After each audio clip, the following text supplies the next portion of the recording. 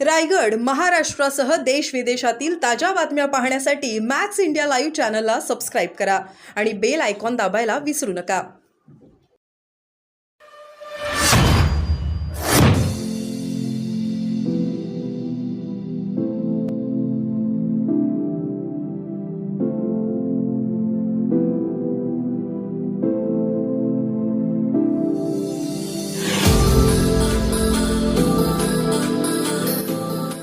माझं म्हणणं आहे म्हणजे मला असं वाटतं की न्यायालयामध्ये सगळं टिकलं पाहिजे.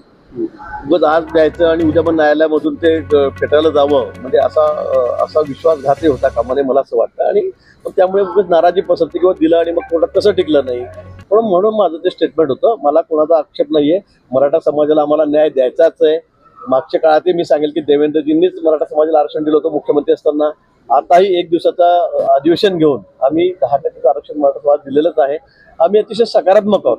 मराठा समाजाच्या बाबतीमध्ये असेल, ओबीसी समाजाच्या बाबतीमध्ये असेल, सरकारची कुठली दुटप्पी भूमिका नाही, मी आपल्याला आधीच सांगतो. आणि म्हणून मला जे वाटतं की कोर्टामध्ये टिकलं पाहिजे, माझी एवढीच भूमिका होती. सरकार देणार नाही देत नाही हा विषय नाहीये, पण झाल्यानंतर ते कोर्टामध्ये टिकलं पाहिजे, उच्च न्यायालयात सर्वोच्च न्यायालयामध्ये टिकलं पाहिजे, एवढीच माझी भूमिका होती. राजकीय प्रश्न आहे.